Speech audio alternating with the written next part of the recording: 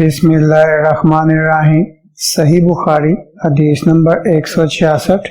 عبید اللہ بن جریج سے نقل کرتے ہیں کہ انہوں نے عبداللہ بن عمر سے کہا، اے ابو عبد الرحمن، میں نے تمہیں 4 ایسے کام کرتے ہوئے دیکھا ہے جنہیں تمہارے ساتھیوں کو کرتے ہوئے نہیں دیکھا۔ وہ کہنے لگے، اے ابن جریج، وہ کیا ہیں؟ ابن جریج نے کہا کہ میں نے طواف کے وقت آپ کو دیکھا کہ 2 یمانی رکنوں کے سوا کسی اور رکن کو آپ نہیں چھوتے ہو۔ دوسرے میں نے آپ کو بستی جوتے پہنے ہوئے دیکھا، اور تیسرے میں نے دیکھا کہ آپ زرد رنگ استعمال کرتے ہو، اور چوتھی بات میں نے یہ دیکھی کہ جب آپ مکہ میں تھے لوگ ذی الحج کا چاند دیکھ کر لبیک پکارنے لگتے ہیں اور حج کا احرام باندھ لیتے ہیں، اور آپ 8ویں تاریخ تک احرام نہیں باندھتے۔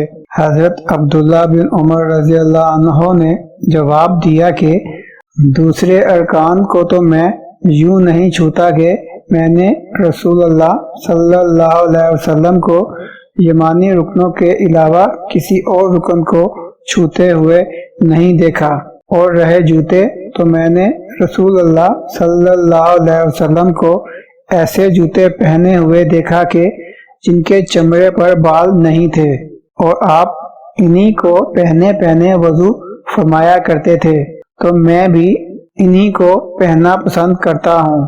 اور زرد رنگ کی بات یہ ہے کہ میں نے رسول اللہ صلی اللہ علیہ وسلم کو زرد رنگ رنگتے ہوئے دیکھا ہے، تو میں بھی اسی رنگ سے رنگنا پسند کرتا ہوں۔ اور احرام باندھنے کا معاملہ یہ ہے کہ میں نے رسول اللہ صلی اللہ علیہ وسلم کو اس وقت تک احرام باندھتے ہوئے نہیں دیکھا جب تک آپ کی اونٹنی آپ کو لے کر نہ چل پڑی۔ بسم اللہ الرحمن الرحیم۔ صحیح بخاری حدیث نمبر 167۔ ام عطیہ روایت کرتی ہیں کہ رسول اللہ صلی اللہ علیہ وسلم نے اپنی مرحومہ صاحبزادی حضرت زینب رضی اللہ عنہا کو غسل دینے کے وقت فرمایا تھا کہ غسل داہنی طرف سے دو اور اعضائے وضو سے غسل کی ابتدا کرو۔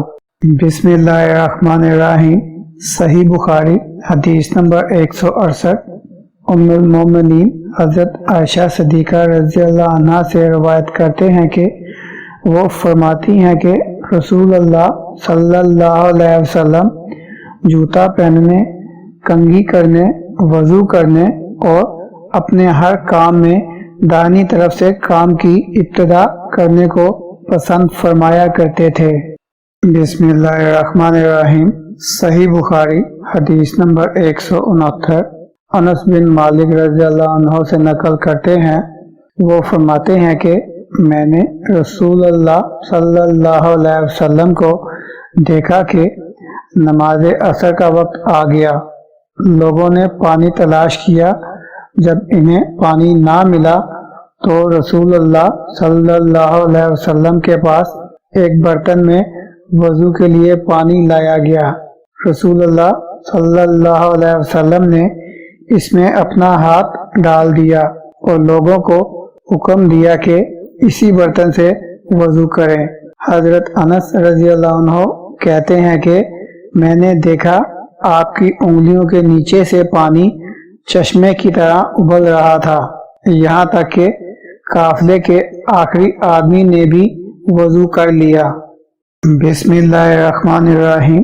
صحیح بخاری حدیث نمبر 170۔ ابن سیرین سے نقل کرتے ہیں، وہ کہتے ہیں کہ میں نے عبیدہ رضی اللہ عنہ سے کہا کہ ہمارے پاس رسول اللہ صلی اللہ علیہ وسلم کے کچھ بال مبارک ہیں جو ہمیں حضرت انس رضی اللہ عنہ سے یا انس رضی اللہ عنہ کے گھر والوں کی طرف سے ملے ہیں۔